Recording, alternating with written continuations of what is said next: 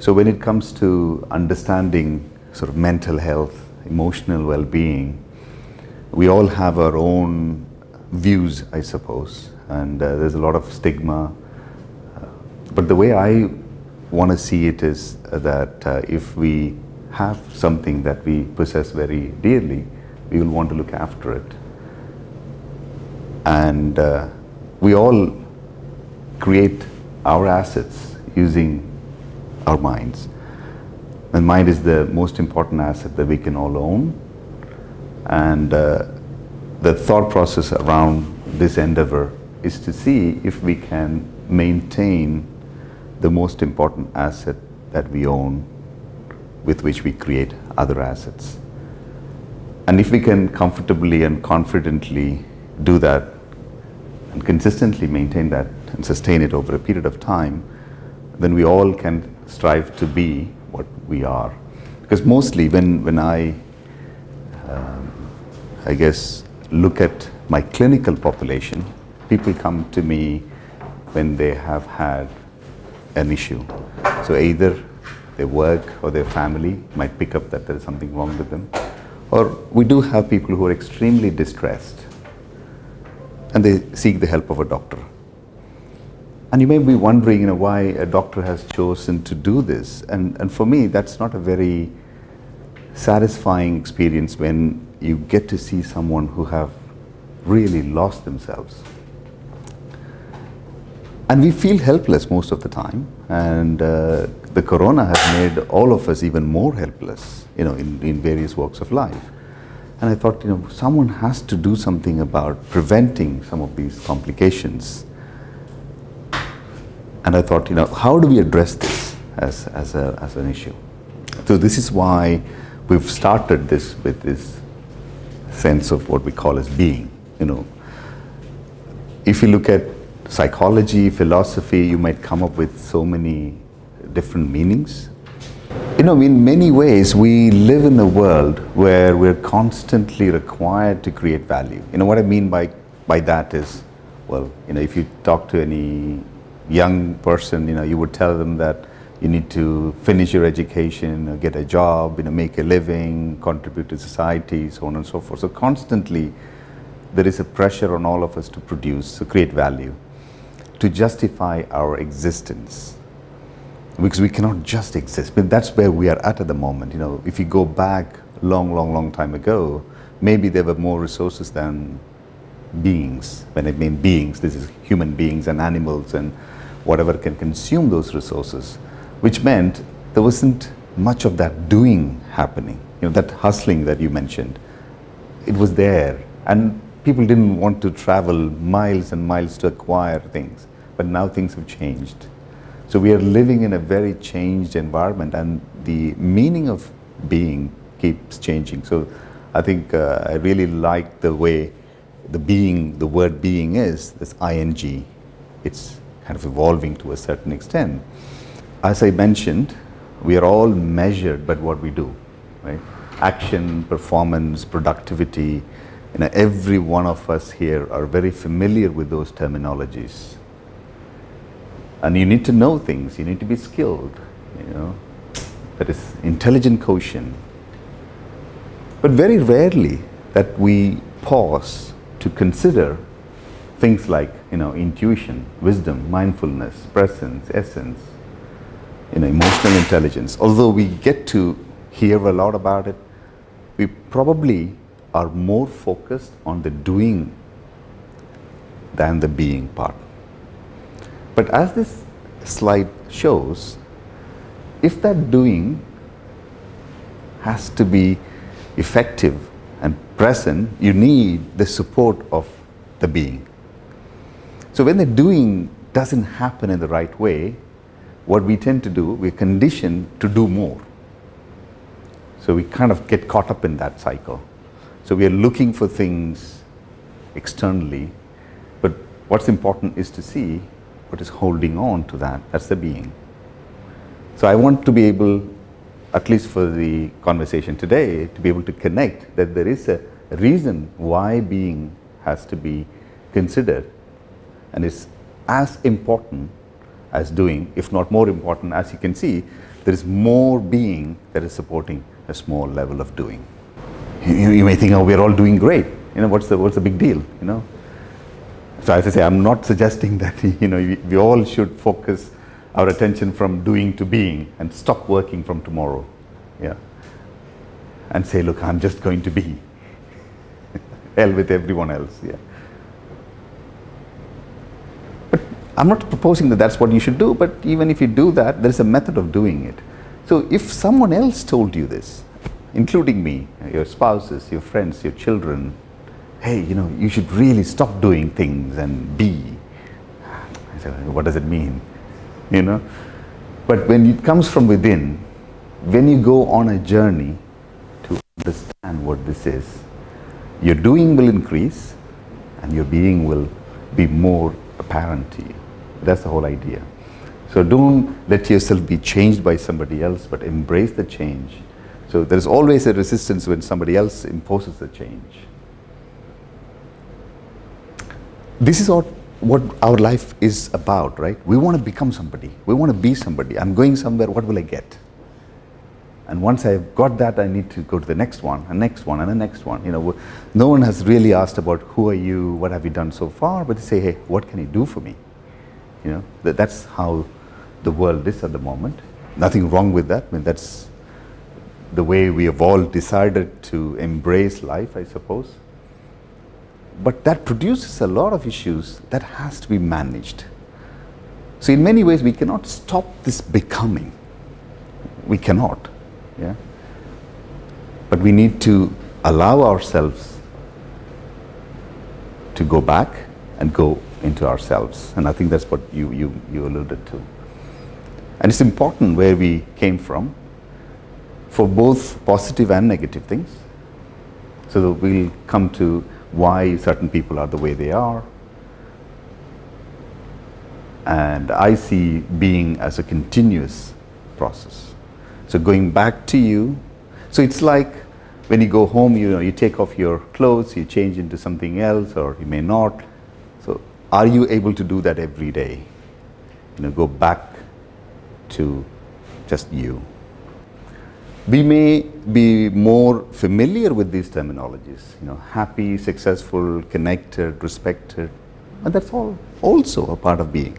So it's not about going away from the world into some retreat in the Himalayas or some desert and not connecting with whatever is happening around you. It's very much what is happening around all of us.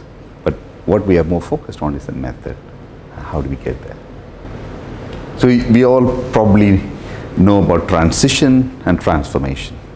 And we probably transit every day, from one state to another. We keep moving forward.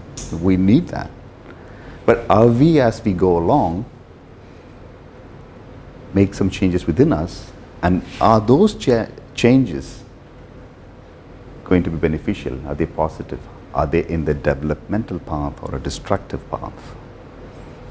Because the transition is an essential part of our transactional model of living. We cannot ignore it. But how can transitions be managed in a transformative way which leads to development rather than destruction? Again, we keep being at the center of it.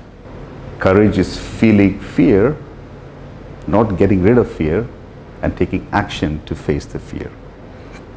So someone mentioned anxiety. It's such a common thing, students, young adults, professionals, homemakers, senior citizens. Everyone can identify with that. We've all, at some point or other, have suffered from intense fear and on a daily basis go through anxiety.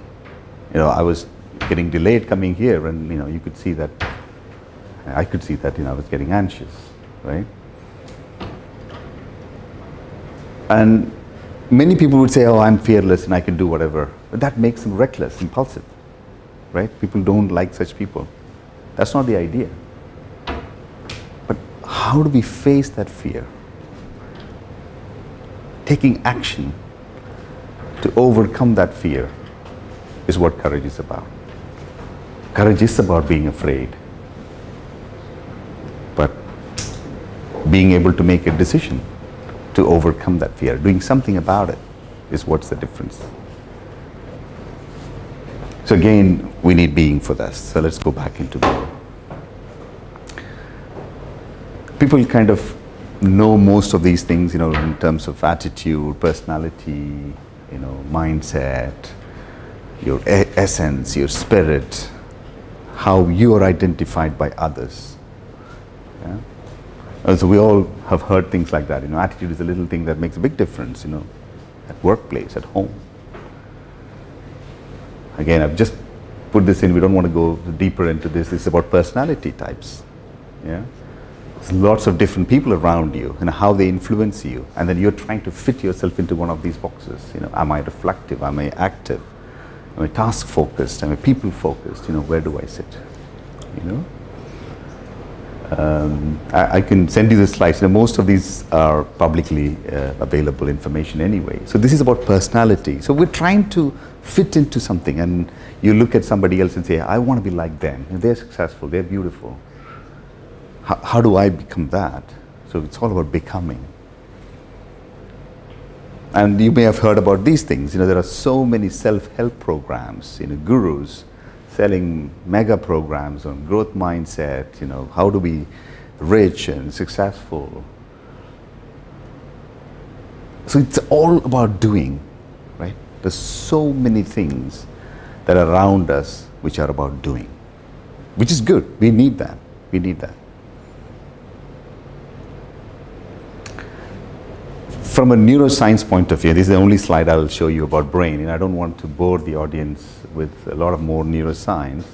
But what's been happening recently, you know, although the default mode network, the DMN, is an old idea, there's been a lot of controversies. Not all neuroscientists accept that to be what it is. But what I've seen, certainly in my day-to-day practice, is when we have taken care of the symptoms in some ways, you know, using our modern medicines,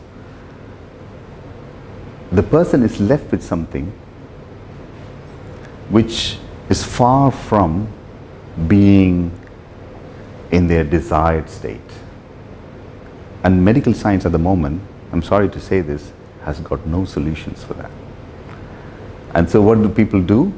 They might approach other holistic modalities, yoga, mindfulness, and some people do benefit from it. But still, when we look at the default mode network, you know, there are certain areas within the brain which are very active when you're resting. And people don't fully understand why that's the case. And now, with psychedelic medicine, there's a lot of interest in looking at quietening the default mode network using psychedelics, you know, using some dissociative techniques. So this is going to be very interesting. So this kind of probably explains why some people cannot meditate. They're very active because their default mode network is very active. So when you look at it, it's fast, automatic. You know, people can be daydreamers, self-referential, there's raw emotions, and the more evolved part of the brain is the slower, deliberate, conscious, sort of complex decisions. That's the dorsolateral prefrontal cortex, and many times we talk about training that part of the brain to be able to take decisions, plan better, make better judgments, be less impulsive, have more control over self, better regulate emotions, for example. So in a layman's term, in a crude way, you would say that someone who has a well-developed dorsolateral prefrontal cortex is more mature. Well, that's what you'd say. You know, children probably are not. Yeah, that's the difference, right? Scientists are debating if it's a result of something or is it causing something. You know, so that's the challenge. So if someone has meditated for a long time and you're going to study them, and their pattern shows an interesting, like you say, quiet and default mode network, does it mean that everyone who meditates can achieve that? And then when you bring to people who have, say, attention deficit disorder, for example, we don't want to go into pathology, but I'm just pushing that out because, you know, I deal with this all the time. they find it very difficult to meditate, and they get very frustrated because they're very task focused. So if you tell them, look, you got to meditate and that's a solution to your problems, and they get into meditation, they can't, and it creates more problems. And I know I will not be very welcoming if I said very openly that meditation has side effects. And as a doctor, they say, oh, you would say that, wouldn't you? No, that's not what I meant. It's not like you put a pill in your body and it has side effects. That is different from psychotherapy or meditation having side effects. These are different. Yeah, it's a bit like if a bone is broken and if you went to a physiotherapist without meeting an orthopedic surgeon, they could make it worse. So that's the whole idea. This is probably where we could be very unique in our approach, where we could address that in addition to this. So they're both important, very important. I think that's a very important point. And there are so many studies which have shown yoga, meditation being extremely useful. The challenge is, how do we then let people on that path to take on that? It's like, that if you train well, you can be a great athlete. But if you're nutritionally deficient, if your bones are weak, if you have hormonal issues, you wouldn't get to a point of training well. And the monks have a great level of discipline, which we all lack. So that's a very important point, and you're absolutely right. About this default mode network. It's probably there. Yeah, big time, big time. Exactly. So, like you rightly said, the mind is a minefield. We all have the potential in all of us, but how do we get from where we are to that? Is that journey that we have to go through, and that's probably will guide many of our interventions here. So that's the idea. So it's about introducing this as an idea. It's something that's been there, but described in different languages by different types of people, I guess. Right? For whatever, that's the nature of the world, isn't it? Exactly. We all have different words for the same object. Even if you look at all natural things in the sun, sea and sand, we're all from different areas of the world, and we may call them by different names, but they all mean the same.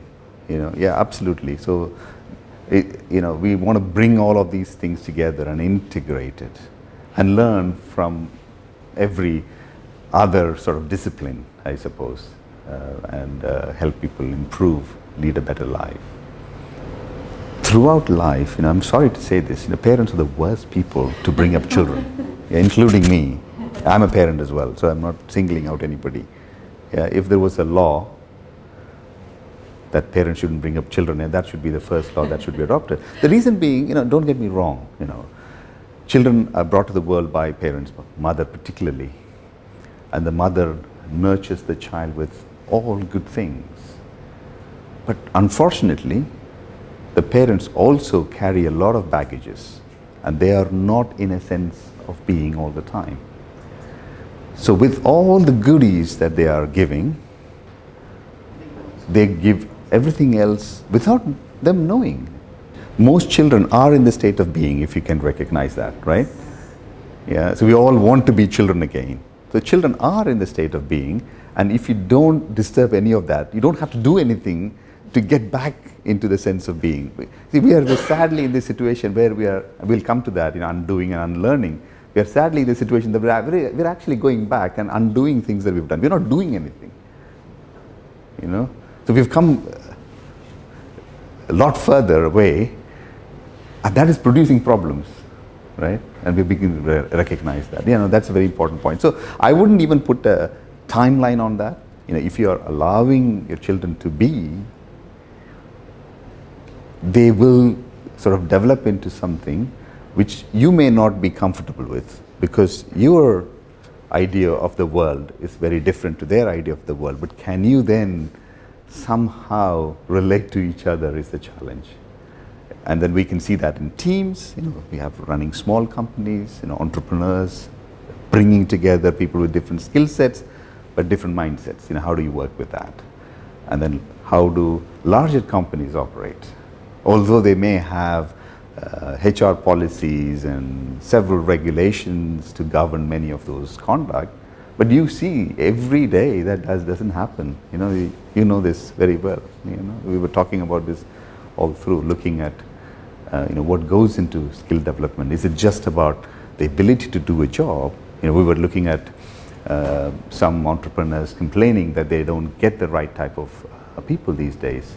And if you ask them to do a task, they just do that, and the next task will be just left unattended. And if you ask them, why didn't you just do that? It was just sitting next to it. They say, you didn't tell me to do that.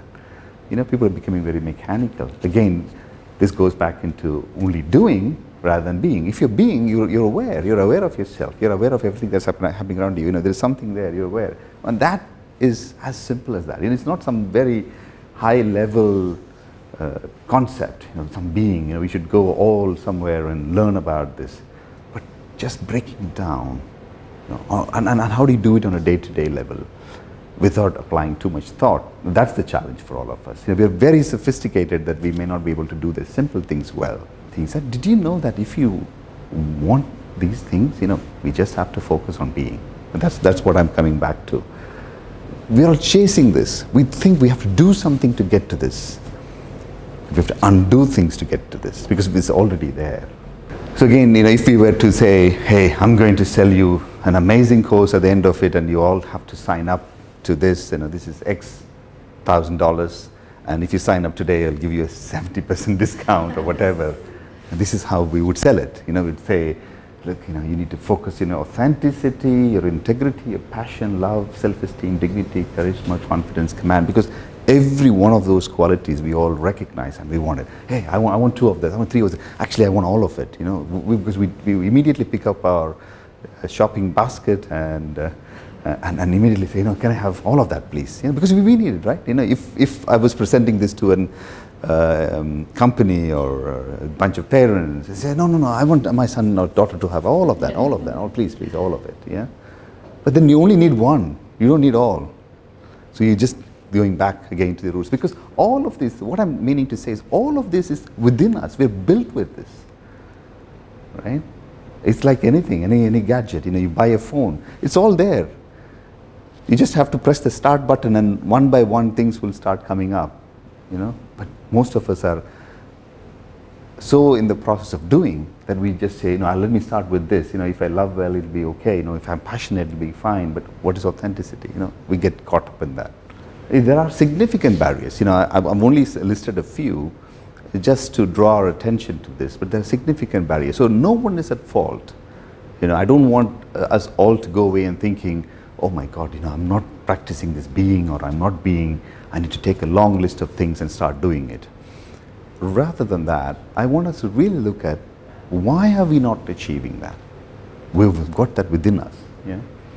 So many of us are people pleasers.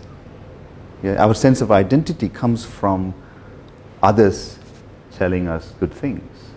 Right from the school, reward systems, right? Happens within families. You're trying to please everyone. You should do this because I love you. Love has been used as a transactional tool. In effect, he would say, I love you and you can do whatever you please.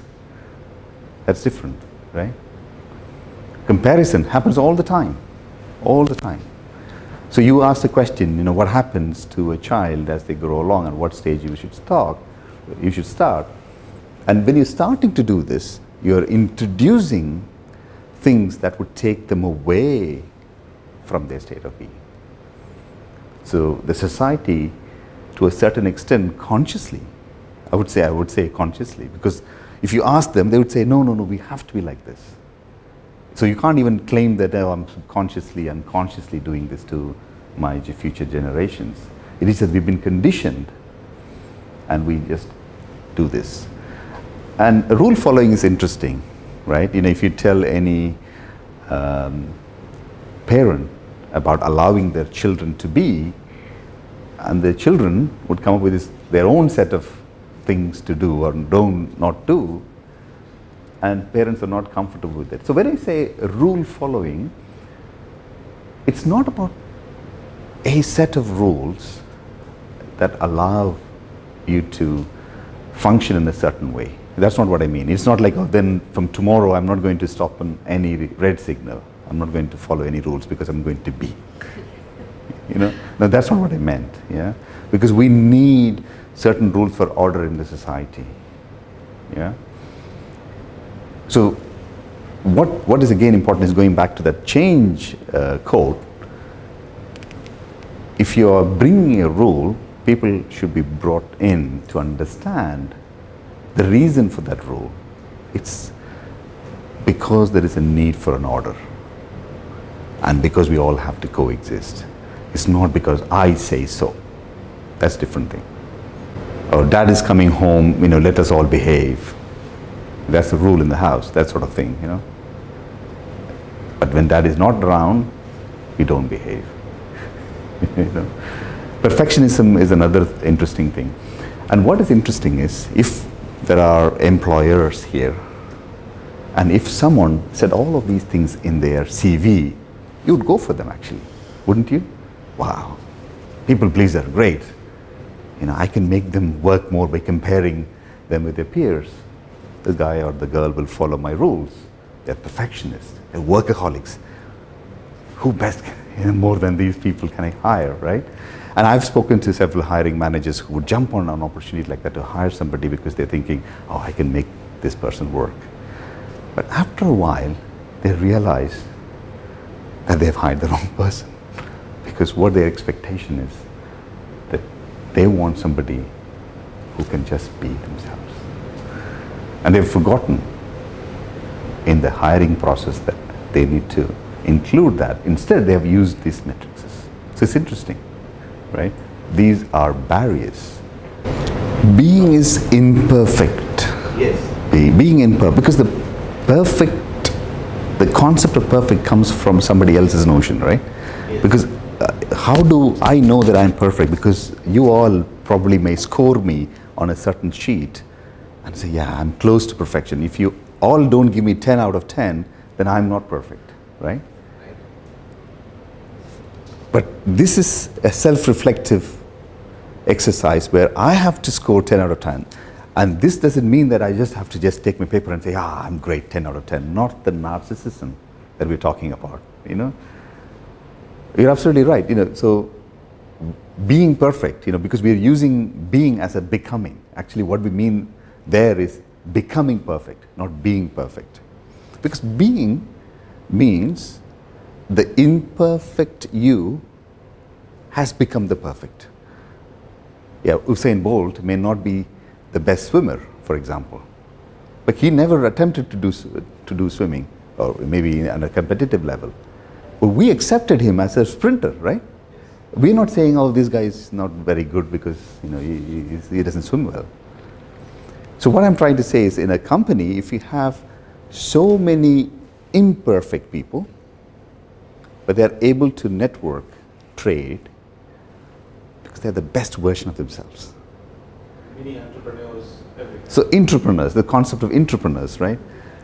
But I think we were discussing this some time ago, where companies recruit people based on certain rules, but they all want these employees to be entrepreneurs. They'd say, look, we're giving you all the resources and you need to create magic. And I say, what is that? So what they are looking for is that being. Because we want you to be you. But we've got, by the way, 20 rules. That means if someone has this, you should not hire them. No, you have to hire them for a specific role. See, what I'm trying to say is, we should be very clear here. When you are taking on a job role, you are taking on a job role. If you ask me to clean, I will clean. That doesn't mean that I'm a cleaner. There's a difference there. But I have this sense that things should be kept in an order. So that is what we're trying to differentiate. See, what has become in society is this being and becoming have become one. So what you're becoming has become your being. I am this type of employee. I do this type of work. Hence I am like this. I deal with all sorts of criminals at work. So at home I'm going to be very harsh. No, where is the being now here, right? You have adopted a different role. But that's what we need to be able to tease out.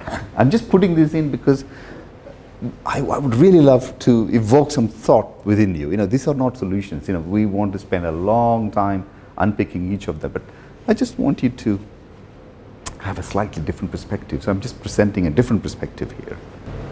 So now, how many HR hiring managers or HR directors would look at some of these things? And now I think they are beginning to. I'm not saying that they're not, but the focus has to shift more into this. And what type of matrices would be used to look for these things in depth? And even when you do employee feedback, it's not only just employee, your self-feedback, you need to be looking at all of that. Yeah? And how many of us would use this at home to evaluate our spouses and children? That's very important. And can we also help them develop and maintain some of these traits? We would very comfortably evaluate people at home using this. If your son or daughter doesn't listen to you or doesn't do anything that pleases you, you'll be very quickly going back to this chart and say, hey, you're not obeying what I'm saying, so-and-so is better than you, whatever. Goes on and on like that. But when a scenario like that happens at home, how many of us would take this chart out and measure our loved ones on these? That's the question. As I say, I'm equally guilty. I'm not saying that I'm perfect, but I just want us all to think about it. That's where probably we're going towards that being. So making others feel safe enough to show their true self. So how do you cultivate a culture of being? Can you enable everyone that's with you and around you to show their true self and be comfortable with it? Inspiring others to bring their best assets to the party. Because most of us will have ideas on how we should look and behave in a particular party. But that's not what this is asking. How do you inspire people to bring whatever is their specialty to it? Because then that has changed, right? We all say there's a dress code. I'm not against dress code, there's a reason for that. But the true party should have a space where people can be themselves and be accepted. Fear of taking risks. We've been conditioned not to take risks. Not focusing on the present, we mentioned that. And this is another interesting thing I see with entrepreneurs a lot. They have this incredible need to work alone during difficulties. When they are faced with adverse issues, they kind of shut themselves off. They push everyone away. They just go into their shells. And sometimes their loved ones have great difficulty in understanding this. They feel left out. But what these entrepreneurs are doing is going into themselves. And that's another important thing. Because we are living in a society, a system of doing, if I say to people that you need to be your authentic self, they think, that's another tick box, What are the 10 different things I need to do to be authentic? And they try and tick it off and say, number 9, I'm finding it a bit difficult. But hey, you've completely lost it now, because that's not what authentic is mean. Dropping that sheet is what authenticity is about. So it's a journey, it's a process. You will never be a perfect, authentic person. You are evolving. The society requires us to be hyper-competitive.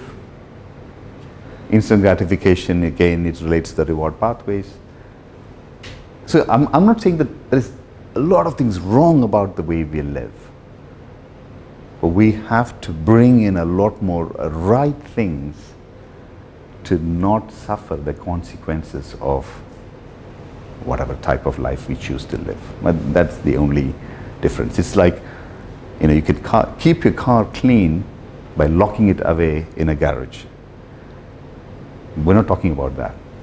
You drive the car wherever you want to drive it. Drive into the sea, into the mud, into the desert. I don't care. But are you maintaining it? Are you cleaning it? and locking it away. Don't drive it wherever you want to drive and then complain that it's not working well. The essential ingredient here is the maintenance aspect. And being is one aspect of it. So this is like ways to being. How do we do this? Unlearning. Unlearning is a process. It's like when you go into a place where you have a certain responsibility and you are required to do X, Y, Z. Your manager will send you on a training program because you need to be trained to do this job because you've been hired to do this. But did it occur to you that you need to make space for new learnings to go in? Because we're just accumulating stuff. Yeah. How many, again, people at home, institutions, schools, universities, employers have an unlearning course, 5-day unlearning. But that's how it should start, right? So you've moved into a nice place and you're like picking up the phone, ordering a lot of furniture. But you need to clear the place first before the new furniture can arrive. So it's no surprise that when you learn more and more, you get more and more muddled. And people are like overloaded with information. They're stressed out. Which policy should I follow? Can I do this? Can I not do this? Yeah. Very important. So again, you're proposing that people should devote time to unlearn. Yeah. Emotional regulation. Again, when you talk about emotional health, it's very different to mental health. Mental health is mostly about the physical stuff that you can do, thinking, planning, cognition. There are systems, again, people like us work in those systems to look at problems in those areas. Your ability to perceive, your ability to learn. Yeah? But emotion is something else. Emotions are what most people will see and experience. So you've acquired something, and information has gone in, and then you're processing in a different way. And people can't understand, hey, I told you this information, and what is making you upset? And you can't understand. And anyone who is married here will know that, conversation between spouses, right? Why can't you understand this? Why are you not listening? Yeah, so that's where the emotional being comes in, right? Emotional health.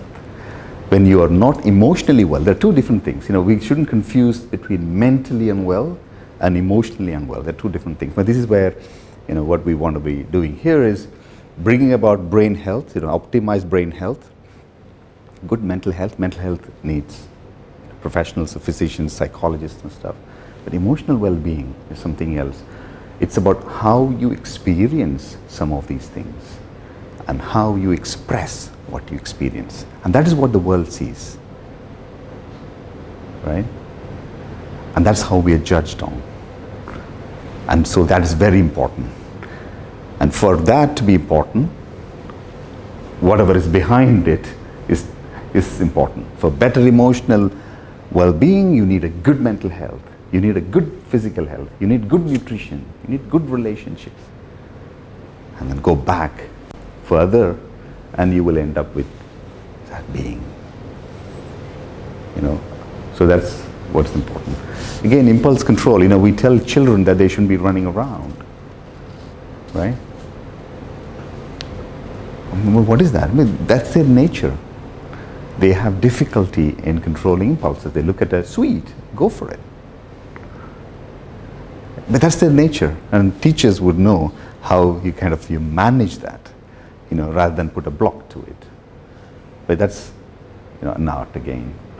In connecting with self and others, a lot of people have lost this, unfortunately. We are so connected with Wi-Fi devices and technology, 4G, 5G, and we keep going. So we can be connected to somebody in San Francisco, but not connected with ourselves. Yeah, so that's a huge issue. And Corona, very interestingly, although the connectivity around the world increased, Zoom was taking over people's lives, and I would very confidently say many people that I spoke to have lost connection with themselves. They were sitting in their houses, so they're not moving anywhere. There's an opportunity to connect. They're with their loved ones around them. They have Zoom and whatever, Google Meet and Teams and everything to connect. So technically, we should be more connected, but the opposite has happened. What that means is that we're looking at different things. Again, that going back to that being has been lost because we got into this doing mode. So that's what's important. And people, again, this is interesting and this could be very controversial as well, because I come from more of a pathology, a problem area. People come to me only when they have a problem. Whereas most of these studies are done on people who may not have a problem, who want to develop themselves. But we need to learn from both of these groups. So people will say, can't I do it myself? Self-help. There are millions and millions of self-help groups. There are self-help books. Any bookstore you go to, they have a huge section devoted to self-help, and it's one of the most commonly consumed material on the internet. But in spite of there being a lot of self-help out there, the quality of self-development hasn't remarkably changed. I don't know if you agree with me on that. This is my observation, including my own observation, right? And the reason for that is many of our wounds, as they call the trauma, are caused by others. I started with parents, blame them, teachers, government, employers, spouses, then come to children. Cycle goes on. Yeah? Again, don't get me wrong, it's not anything about being negative, because these are essential part of life. But if you're focused on the being and you don't become that, I'm always upset because my wife upsets me all the time. Shifting the blame, why are you blaming others? It gets, because you're becoming something because your boss is this, your environment is this, your government is this. Where is you? Yeah? But this is the most important but. Because the wounds are caused by others, this is again very technical, you will find that others are useful in the healing process. But this is where groups help. This is where environments like this help. It makes the process much easier. So if you have learned a bad habit with your friend, you need to find the same friend to unlearn that bad habit. I know this will not go down very in a popular way, but that's the truth, right? You have to search for something lost in the place where you've lost. So, giving you a good example, say if you are harboring a certain negative emotion because of a problem you had with a friend, a teammate, a spouse, whatever, you need to be able to sit with them and resolve it. You cannot be taking it on 4 other people, going to the pub and get drunk, hoping that this problem will go away. That's what it means in practice, right?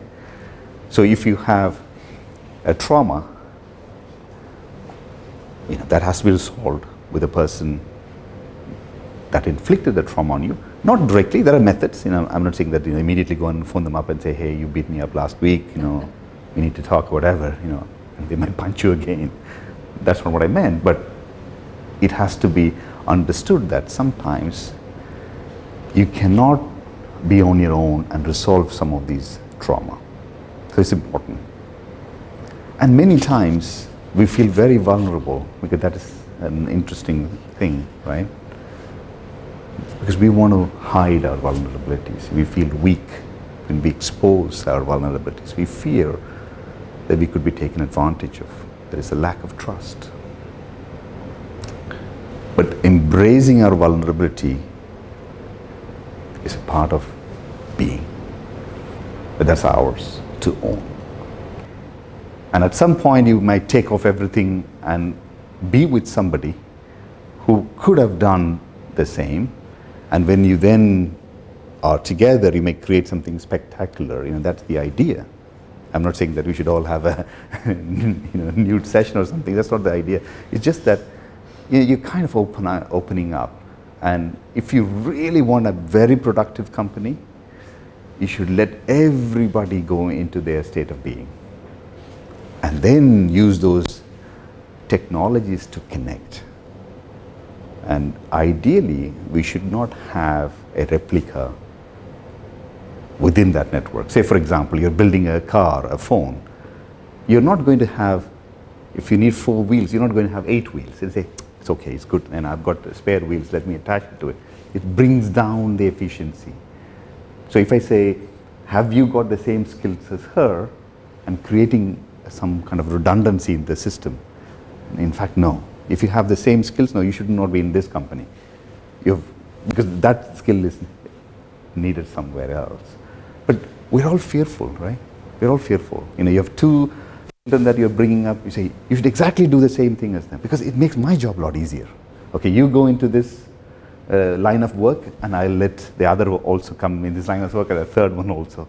I'm safe. And we'll get 3 apartments in one block. Everything is safe, right? But are they comfortable? But everyone is a being. They may have come from us, but they are not us. Think about, again, and we can go, difference between mental well-being and emotional well-being can be another one-day workshop. So the simple difference is, brain versus heart. Yeah. So, it's about involve the heart. Exactly. So always go back to that. So the thing is, heart can feel. Brain has to think. There's the mental faculties thinking, right?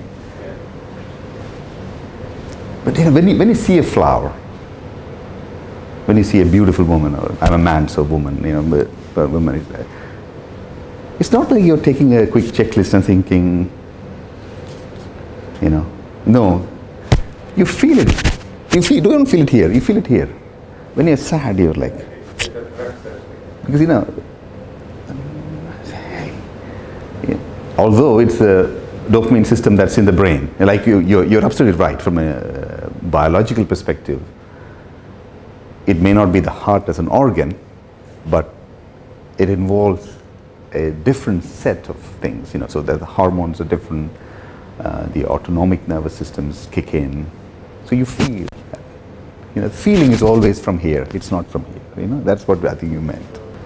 And they say, oh, here is the car or bike or whatever. And he says, no, you failed. How do you accept that? Well, you are an okay driver, right?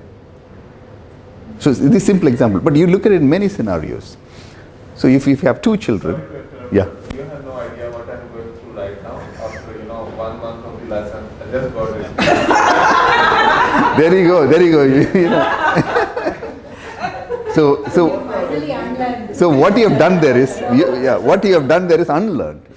See, can anyone accept that you have learned driving? Where did you learn driving? Actually, you were driving better there because you were navigating and negotiating more problems there, actually. So, technically, you were a better driver there. I took 3 wrong turns when I was coming here. Now you get that, right? So it's about unlearning that, because when I mean unlearning, see, we are conditioned to do certain things. See, if you have a child and the child does something mischievous, some people might give a little slap, some people might raise their voice. This is again, conditioned, right? But how many of us would say, hey, there's something wrong. Go to the child's level and say, hey, I would like to know, because there's something not right here. I don't understand. You may be doing it right, but I don't understand. So you have made a point which she probably doesn't agree with. There's a conflict, like you said, yeah? But she and you could be in the same team, yeah? So whatever you're trying to do or say is evoking a response, a reaction in her, the fear response. That's why she's like, no. But then she says, I need to do something about it. This is where the courage comes from. To say, hey, this gentleman is saying something, but I'm immediately getting a response, which is like, I don't want to listen to that. Yeah? If, maybe, I don't know, if you are the boss, you came in and say, hey, why are you guys messing around? Just listen to what he's saying and just get on with it. Yeah, you might do for the sake of doing it because the boss said so, and you have added a layer. So you're thinking, he has taught me in this way. You know, I don't accept what the boss says. She's going with it. She has transited from whatever she was doing into another state, but she hasn't really transformed. Yeah. In some other scenario, you could say, why am I resisting this? Okay, if what he's doing or saying is wrong, and I have a responsibility to help him unlearn. Yeah. Otherwise, I have to unlearn because something is programmed. So I'm bringing in a new piece of furniture. I can't put it here. Why is it? I can't put it on top of it because most people do that, dump on top of it. But unlearning is about why am I getting a particular response to what you're saying? You know, you are a teammate. You're not doing anything deliberately to destroy, but I have been conditioned in a different way. Yeah. So that's the idea. Now I know of a lot of people who wouldn't go as far as that turn and make a U-turn. They'll try and make a U-turn here. That's the way you're conditioned. He's saying, why should I go all the way there and make a U-turn? You know, there's a little gap here. You know, so that sort of thing. You know, yeah. So again, unlearning. I know we are talking about very simple, crude examples, but there are very specific examples. Say, for example, you know, we have people who get trauma response triggered. Yeah. So I'd say, you know, if I just touch somebody, they might react badly. I'm saying I'm only just trying to comfort you. I'm offended. You know, and sometimes you're trying to teach somebody something, and they could be slow in picking that up. And you're thinking, how can you be so dumb? No, they're not being dumb. They're trying, but they are wired in a certain way because they would take in the input in a particular way. Because everyone is not perfect in everything. Exactly. So when I say being, I'm a human being, and this is also a being. Yeah? There's no point in me talking to this and trying to get a response. But I can go in and type things, and it will understand what I'm trying to type, and it will give me the output that I'm trying to do. So when I let that be, when it lets me be, then we connect. So the connection is very important. Yeah? So what we are trying to talk about is not working with the default mode network, but using the dorsolateral prefrontal cortex. But there are certain exercises, there are several things that you could do to develop that part of the brain. That comes into brain training. There are so many things. Yeah? So when that happens, the reaction to a scenario is numbed. It's more managed. You know, so even if you disagree, you will disagree very politely, and after a disagreement, you both will be transformed by that joint learning. And now that in that particular project, you've developed a better understanding of those steps, which is good for the organization because you will not repeat this again. Whereas if a manager came along and said, hey, don't waste your time, can you please do this? You will do it for now, tomorrow, the same thing repeats. And maybe one of you might be angry at each other for imposing their views on you. You know, you can see how then it leads to more toxic scenarios. And this happens even at home. Absolutely, absolutely. So you've gone back into your being, and then you have set of skills. You have set of beliefs. You have certain level of thinking and feeling. It's all around it. That's not your being. The reason why somebody gets annoyed, offended, is that they feel that the being is challenged. It's a sensitive area, it's a core. So somebody might say, don't personalize it. That even makes them more annoyed. Hey, how you dare you say that? But that's what has happened. It's gone deep into affecting their sense of being because you've challenged it. So it's important because we shouldn't operate in a way that challenges their sense of being. Being and becoming are two different things. So in our day-to-day business, we have to look at becoming. Because, you know, we might go out, we need to walk out, we need to grab lunch, get in the car, we'll do all of that. But never let that affect your being. So the greatest evolution comes when you can switch back to the state of being in a second. So you're driving, you want to get here, there. But can you be in a sense of being while carrying out a task? But they're two different things. I'm not saying that you should stop doing things. That is unsustainable. But are you going back home all the time, or are you getting lost? Are you connecting with self, or are you disconnected? I mean, that's the question. As I say, I don't know the answer. That's the question I want you to think about and leave you with. And you may find your own answers. Most people will agree that this is what it is. But the difficulty is getting there. The reason being, we've all come to different areas. We're not in the same area, right? See, if you're all gathered in a palm, we'll order a bus and go to the airport. But we're not. We are in different parts of the town, but we all need to get to the airport. And imagine coordinating this logistics. Yeah, that's the reason why we have to get together.